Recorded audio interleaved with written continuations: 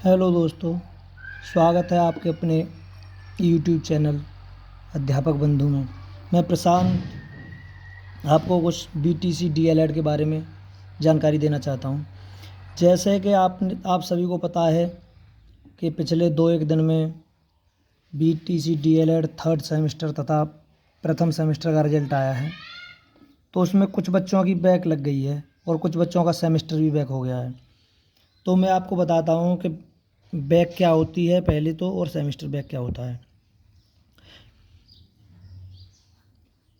जो subject 50 number के होते हैं उनमें हमें पासिंग मार्क्स 25 लाने होते हैं, तथा जो सब्जेक्ट 25 नंबर के होते हैं और उसमें हमें कम से कम 12 नंबर लाने होते हैं। तो जिस सब्जेक्ट में किसी के 11 नंबर आए 25 नंबर वाले में, तो उसकी बैक लग जाएगी, और 50 नंबर वाले में अगर 24 भी आते हैं तो भी उसकी बैक लग जाएगी। तो पहले हम समझते हैं कि बैक और सेमेस्टर बैक में अंतर। एक सब्जेक्ट या 2 सब्जेक्ट में बैक लगती है तो वो बैक होती है साधारण। अब पेपर कब होंगे, बात ये होती है उसकी। तो जो आपकी जो पिछला आपसे जो पीछे वाला बैच जो आएगा, उसके फर्स्ट सेमेस्टर के जब पेपर होंगे तो आपका जिस भी सब्जेक्ट में बैक लगी है उसका पेपर हो जाएगा। तथा जिस थर्ड सेमेस्टर वाले, तो जो बच्चे अभी सेकंड सेमेस्टर में हैं आपसे पीछे हैं, उनका जब थर्ड सेमेस्टर का पेपर होगा तो जिस भी सब्जेक्ट में आपकी बैक लगी होगी उस सब्जेक्ट का पेपर आपका उन बच्चों के साथ हो जाएगा। तथा और जिस बच्चे की 3 सब्जेक्ट में बैक लग जाएगी तो उस बच्चे का सेमेस्टर बैक हो जाएगा। और जब सेमेस्टर बैक हो जाता है तो हमें फिर से उसी सेमेस्टर के पेपर दोबारा से देने होते हैं।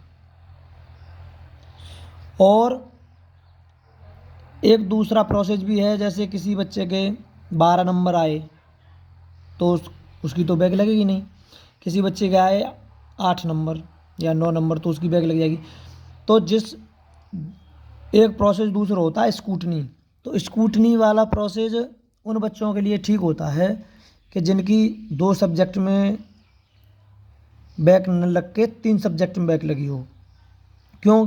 अगर वो 3 सब्जेक्ट में बैक लगी और उन्हें ये भरोसा है कि मेरा इस वाले सब्जेक्ट में, कोई भी सब्जेक्ट हो कि मेरे इस वाले सब्जेक्ट में इतने कम नंबर नहीं आ सकते, तो उस सब्जेक्ट को लेकर वो स्कूटनी डाल सकते हैं।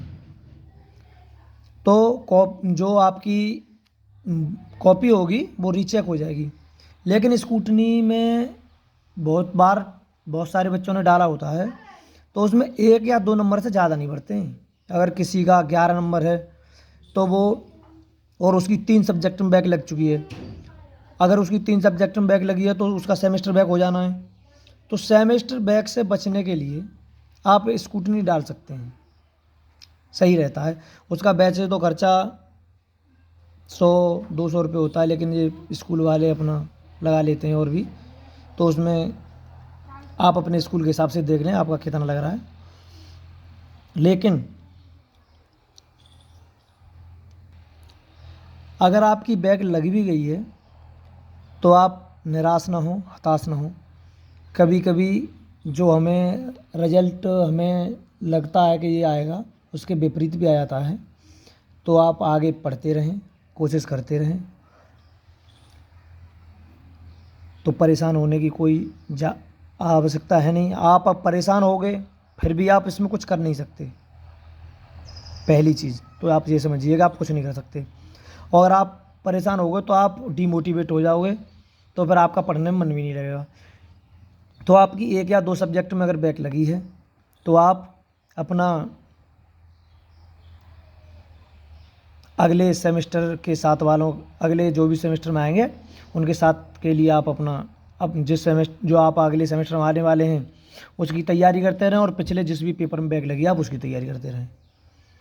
और स्कूटनी वही डालें उनके लिए अधिक फ़ायदेमंद होती है जिनकी 3 सब्जेक्ट में बैक लग गई है।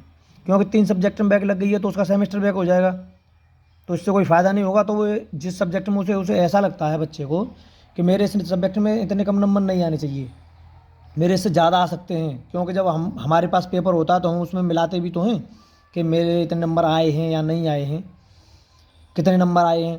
और कोई यहाँ आके किसी के बैठ रहे हैं 18 या 19 या 15 और उसके आ रहे हैं 12, तो वो अपना स्कूटनी डाल सकता है। तो मैंने आपको स्कूटनी के बारे में बता दिया, एक सेमेस्टर जिसमें सेमेस्टर बैक होता है उसके बारे में बता दिया, और 1-2 सब्जेक्ट में बैक आती है उसके बारे में बता दिया। ठीक है सर। और आपको अगर मेरी जानकारी अच्छी लगी हो तो आप अपने चैनल अध्यापक बंधु को अपने चैनल अध्यापक बंधु को सब्सक्राइब करें तथा वीडियो को लाइक तथा शेयर करें और अपने अधिक से अधिक दोस्तों के पास पहुंचाएं। परेशान होने की कोई बात नहीं है, आप मेहनत करते रहें, सफलता आपके कदम अवश्य चूमेगी। जय हिंद।